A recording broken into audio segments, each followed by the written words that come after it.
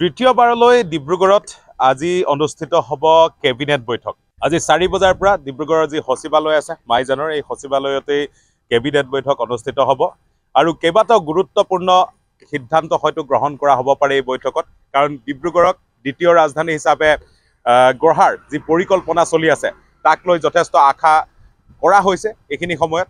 আৰু মই বৰ্তমান সচিবালয়ৰ সন্মুখতেই আছোঁ। এই বৰ্তমান পৰিৱেশ দেখুৱাইছোঁ। 2:30 বজাত 2:30 মুখ্যমন্ত্ৰী ডিব্ৰুগড়ত আহি উপস্থিত হ'ব। মুঠ 4 দিনৰ ভ্ৰমণসূচী থাকিব ডিব্ৰুগড়ত মুখ্যমন্ত্ৰীৰ আৰু 4 দিনৰ ভিতৰত কেইবাটাও গুৰুত্বপূৰ্ণ সিদ্ধান্ত হয়তো এই কেবিনেট বৈঠকৰ পৰাই ওলাই যাব ডিব্ৰুগড়ৰ বাবে। কাৰণ দ্বিতীয় ৰাজধানী হ'ব, এছেম্বলি বিল্ডিঙৰ কথা আছে, MLA হোষ্টেলৰ কথা আছে ইত্যাদি প্ৰসংগও যথেষ্ট গুৰুত্ব পাব। ইতিমধ্যে সেইসমূহ সজাৰ পৰিকল্পনাৰ দিশে অগ্ৰসৰ হৈছে ৰাজ্য চৰকাৰ।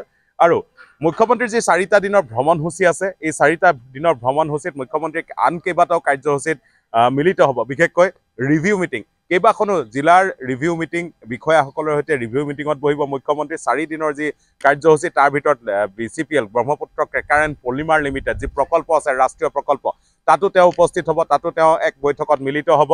আৰু MLA হোষ্টেল আৰু এছেম্বলিৰ বাবে যিসমূহ আচলতে ভূমি নিৰ্ধাৰণ কৰা হ'ব বা সেই যি প্ৰক্ৰিয়া সেই প্ৰক্ৰিয়াৰ বাবে তেওঁ ছাইট ভিজিট হয়তো দিয়াৰ সম্ভাৱনা আছে এই যি কাৰ্যসূচীত। আৰু কেইবাটাও গুৰুত্বপূৰ্ণ প্ৰক্ৰিয়া এইখিনি সময়ত এই 4 দিনৰ মুখ্যমন্ত্ৰী ডিব্ৰুগড়ত থকাৰ সময়ত ভ্ৰমণসূচীত সমাপন হোৱাৰ সম্ভাৱনা আছে। আজি যি কেবিনেট বৈঠক 4 বজাৰ পৰা আৰম্ভ হ'ব। কেবিনেট বৈঠকৰ বাবে ইতিমধ্যে ৰাজ্যৰ অধিকাংশ মন্ত্ৰী ডিব্ৰুগড় অভিমুখে আহি আছে আৰু কেইবাজনো মন্ত্ৰী আহিছে, উপস্থিত হৈছে। বিধায়কসকল উপস্থিত হৈছে, বিষয়াসকল আহিছে আৰু গুৰুত্বপূৰ্ণ বিষয়সমূহ আলোচনা কৰা হ'ব। আটাইতকৈ লক্ষণীয় কথা, ডিব্ৰুগড়বাসীৰ বাবে আটাইতকৈ গুৰুত্বপূৰ্ণ কথা হ'ল যে কেবিনেট বৈঠক ডিব্ৰুগড়ত তৃতীয়বাৰলৈ অনুষ্ঠিত হৈছে আৰু এক যদিও গতানুগতিক প্ৰক্ৰিয়া, যদিও এয়া এতিয়া ডিব্ৰুগড়ৰ বাবে এটা নৰ্মেল প্ৰক্ৰিয়া হিচাপে বিবেচিত হ'ব, কিন্তু একে সময়তে কিন্তু ডিব্ৰুগড়ক উন্নয়নৰ দিশে, ডিব্ৰুগড়ৰ উন্নয়নৰ দিশৰ যি অগ্ৰসৰ প্ৰক্ৰিয়া সেই প্ৰক্ৰিয়া কিন্তু যথেষ্ট গুৰুত্ব পাব। সেয়া ডিব্ৰুগড়বাসীৰ বাবে সুখবৰ। আৰু এটা কথা, কেবিনেট বৈঠক য'ত হয় তাত কিন্তু সেইখন জিলাৰ বা সেই ঠাইডোখৰৰ উন্নয়নৰ কাৰণে কেইবাটাও গুৰুত্বপূৰ্ণ সিদ্ধান্ত আচলতে গ্ৰহণ কৰা হয়। সেই আশা ডিব্ৰুগড়ক লৈ এইবাৰ কৰা হৈছে। ডিব্ৰুগড়বাসী সচেতন ৰাইজে ডিব্ৰুগড়ৰ যথেষ্ট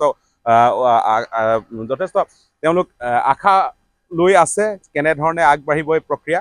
বিশেষকৈ ডিব্ৰুগড়ক ৰাজধানী হিচাপে গঢ় দিয়াৰ লগে লগে ৰাজধানীৰ যিসমূহ আচলতে বৈশিষ্ট্য থাকে সেই বৈশিষ্ট্যসমূহ ইয়াতো দেখা যাব বুলি আশা কৰা হৈছে। আৰু আজিৰ কেবিনেট বৈঠকখন সেইবাবেই গুৰুত্বপূৰ্ণ বুলি বিবেচনা কৰা হৈছে পূৰ্বতে। কাৰণ মুখ্যমন্ত্ৰীয়ে এই কথা উল্লেখ কৰিছে যে দ্বিতীয় ৰাজধানী হ'ব। দ্বিতীয় ৰাজধানী, এখন ৰাজধানী চহৰৰ যি গৰিমা, যি মৰ্যাদা, সেই মৰ্যাদা ডিব্ৰুগড়ে পাবলৈ গৈ আছে। MLA হোষ্টেল, এছেম্বলিকে আদি কৰি বাট পথ আৰু কেইবাখনো ব্ৰিজ ইতিমধ্যে ডিব্ৰুগড়ত দলং আচলতে নিৰ্মাণ হৈ আছে, ফ্লাইঅভাৰ নিৰ্মাণ হৈ আছে। হয়তো এনেধৰণৰ ক্ষিপ্ৰতাৰে আগবঢ়া যি প্ৰক্ৰিয়া সেই প্ৰক্ৰিয়াবোৰত আৰু ত্বৰান্বিত হ'ব, আৰু গতি আগবাঢ়িব।